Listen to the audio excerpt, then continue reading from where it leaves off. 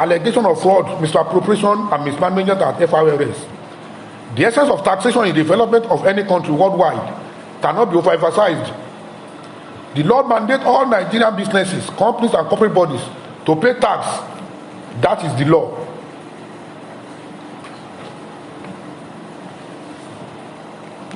Please, whatever typographical error, just supposed to amend or correct. Federal Inland Revenue Service (FIRS) is an establishment mandated to collect tax on behalf of federal government. It has autonomy to run its affairs. By virtue of FIRS Act 13 of 2007, it has power on the administration of tax and power to enforce. It is of paramount importance that agencies of the government, more especially those of which the pivot, those on which, please just help us to correct whatever, especially those on which the pivot of finance of the government rotates, must be very prudent in management of resources. Hence, Nigerians and government rely seriously on Federal Inland Revenue Service Executive Chairman.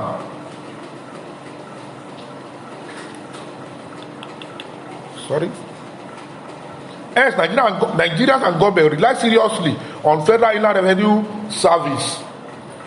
Executive Chairman of FIRS, beyond being a professional and an expert in taxation matters, is also expected to be a person of high integrity, prudency. It is of paramount importance that agencies of the government, more especially those on which the pivot of finance of the government rotates, must be very prudent in management of resources. Hence, Nigerian government relies seriously on Federal Inland Revenue Service. Executive Chairman of FIRS, beyond being a professional and expert of the taxation matter, is also intended to be a person of high integrity. Mohammed Mamanami, that is the name of the Executive Chairman of Federal Inland Revenue Service, the incumbent chairman. Mohammed Mamanami, as the Executive Chairman of Federal Inland Revenue Service, has been in the news due to several allegations as to various infractions at FIRS, which he heads. It must be recalled that Mohammed Mamanami was appointed by President Muhammadu Buhari to replace Mr. Babatunde Fowler. It is expected that Mamanami will continue where Mr. Babatunde Fowler stopped. But in the wisdom of the Executive Chairman of FIRS, he decides to adopt his own system by recruiting new hands within quotes to replace some old hands. Recruitment of new hands. Directors in every agency of the government are part of the management and must be employed in accordance with laid down rules and regulations of public service. However, when Mamanami employed 4 directors without regards for public service rule and internal regulation.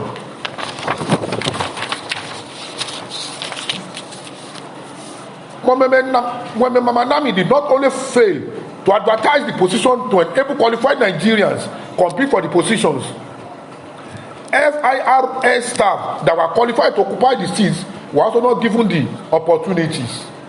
This against the rule as far as federal civil service is concerned. May we state, Nigeria is governed by the rule of law and respect for constituted authority, more especially the presidency. However, NAMI recruitment of the directors were also against the presidential directive of 2016 that now makes it possible for directors and permanent secretaries in public service to stay beyond 2 tenures. President letter we saw with reference S100 A1462 dated 17 June 2016 was conveyed to all heads of federal ministries and agencies with memo signed by Winifred Oyo-Ita. The number of that memo is also stated here clearly. So to enable you, the journalists, make further verification. Kakobad, just like the committee, Kakobad, just like the Committee for Workers' Rights, CWR, and Nigeria Labour Congress, frowns at the system of hiring staff on contract. It is either meant to pay them slave wages or a ploy to hash a plan. Those of you that are very close to us, we know that when we talk about workers' rights, Committee for Workers' Rights and United Action for Democracy, the United Action for Democracy, including CDHR, cannot be relegated as far as the struggle for workers' rights are concerned. And when you look at all the conventions, all the high ILO conventions, it is against contract and casual labor. But this goes beyond that. Mama Nami employed 4 contract staff after sacking 8 directors and later converted the contract staff to directors. That is, the contract that were hired by him were later converted to directors. Mind you, directors are senior management positions as far as agencies and parastatals of the government are concerned. To Kakobag, corruption is not limited to financial dealings alone. It could also be attitudinal and immoral. Violation of rule of law, rules and guidelines of an established agency of the government is a serious infraction which should not be taken lightly. And that's one of the reasons why we are addressing the press. The Eastern Public Service Rule 02102 made advertisement of senior management position mandatory before anyone could fill the position. It is not just an advertisement, but it must be in all national dailies to get all Nigerians informed of the existence of such vacancies to be filled. Mama Nami needs to tell the world why he decided to deliberately ignore the rule that is meant to unite Nigerians, as such positions can be filled by any qualified Nigerian from any state of the federation. You know, when we talk about federal character, though some of us may not agree with it in total, but to certain extents, as far as things like this are concerned, we think it is still reasonable. The essence of the advertisement is that they will give opportunity to all Nigerians, regardless of where you are, regardless of your tribe, regardless of your religion, that so vacancy is existing at certain places of the and agencies of the government. But then, in the wisdom of the incumbent chairman, he failed to advertise. And when I talk about advertisement, the advertisement is not just for advertising sake. It must be advertised for 2 weeks. It must be advertised for 2 weeks. But this man failed to comply with this directive. By fact of section 2.22 subsection 1 of the Human Research Protection Program, which we call HRPP, contract appointment can only be made if required experience or qualifications are not available within the service. If a recruitment is to be made, it must be advertised for not less than 6 weeks. Mr. Mama Nami must explain why he failed to comply with the rule. Circumvention of due process as to give preference to some people above other Nigeria while recruiting to senior management positions cannot and should not be tolerated. Why did Mr. Mama Nami not identify some deputy directors that have required experience application to directors? That's a question for him. As at that moment, there were several deputy directors that have the prerequisite requirement, the qualification to be elevated to occupy the seats of directors at FIRS. But he decided to employ other people, which was also against the rule, the internal guidelines of FIRS.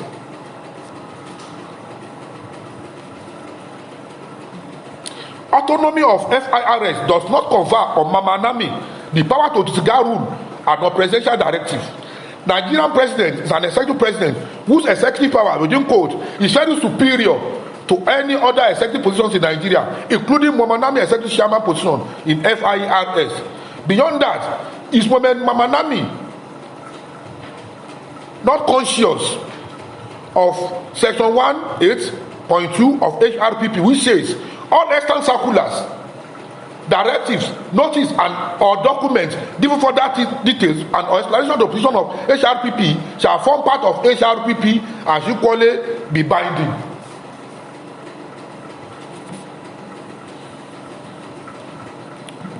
Like I said, kindly forgive us for those typographical errors. Allegation of fraud. Beyond flagrant abuse of power by Momen Mamman-Naming, several allegations were also in the public domain against him of mismanagement and or misappropriation of fund and or fraud. Momen Mamman-Naming was said to have chartered a private jet to Kigali and Dubai and other areas, which is against government and federal inland revenue service policies. Purchase of second-hand buses at highly ridiculous and exorbitant prices. Award of over 3 billion naira printing contract without regards to due process. Purchase of computers at hyper-inflated prices. Production of surveillance at the cost of 1.7 billion naira, which is contrary to the extant rule of FIRS. Kakoba calls on EFCC and ICPC to probe Mamman-Naming now. And I repeat, Kakoba calls on EFCC and ICPC to probe Mamman-Naming now. Corruption allegation is an allegation that cannot and should not be relegated, neglected or ignored. By virtue of section 15 subsection 5 of the Constitution, which is very, very clear, not ambiguous. It says, the state shall abolish all corrupt practices and abuse of office. It is down to Nigerians to decide if Mamman-Naming has abused his position as the executive chairman of FIRS. No doubt, abuse of power by Mamman-Naming has to be investigated and to be substantiated. And I repeat, abuse of power by Mamman-Naming has to be investigated as to be substantiated. Like I did say earlier on, the press test, when we talk about fraud, allegation, corruption, it's a serious crime as far as Nigeria is concerned. Why are we in this pillar government? It's because of corruption and nothing more. Before now, if you are able to acquire just only secondary school certificates, in fact, you are more or less you are more or less a super person in Nigeria, because employment will be waiting for you. But now, with your BBB, KKK, HHH, DDD, MMM, if care is not taken, what happens? You will still ride Okada. God forbid. So it is this good lack of mess, it is this corruption that has caused it. And that's why it's a serious allegation. We are not accusing Mamman-Naming because he has not been investigated. But then, in every allegation, there's always the iota of truth. And that's why he has to be investigated. This allegation has to be substantiated. And that is why, by virtue of the EFCC Act and part of the ICPC Act, they have the power to investigate Mamman-Naming. And that's why we are calling on him to investigate. And if I want him, he must be probed and prosecuted.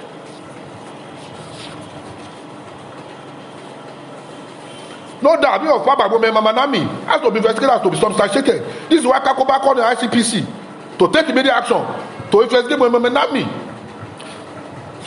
Financial Crime Commission Act, EFCC, Financial Crime Commission Act is also very clear. And in pursuant to EFCC Act, we call the EFCC to commence immediate investigation of Ms. Mamman-Naming. What we are trying to say there, you see, there are some Nigerians that seem to mix up the functions of ICPC and the EFCC. Both EFCC and ICPC are expected to fight corruption, but they have their specific functions. As far as this illegal and lawful recruitment at IFIRS is concerned, it is the duty of ICPC.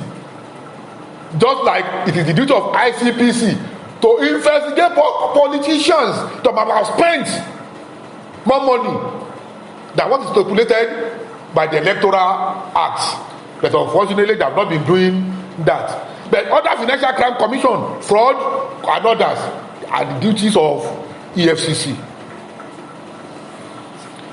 Former petitions, I have them here, of Kakoba to this effect shall be submitted to both EFCC and the ICPC latest by tomorrow. That is, if not today. The fight against corruption should be a not bad and must be holistic. President Muhammadu Buhari did not mince word when he said we must all kill corruption. If they want corruption to kill Nigeria. If Mohamed Nami is found wanting after his investigation by both EFCC and ICPC, he should be prosecuted in the court of law to serve as deterrent to others. May we state categorically, if after the submission of our petitions and nothing is heard from both EFCC and ICPC, we shall not hesitate to approach the court to seek other mandamus for its investigation. Nigeria belongs to all of us, and nobody can arbitrarily use his power, use his executive position to hold the country to ransom. Thank you all. So our friends from the media, thank you for listening. That is the press test.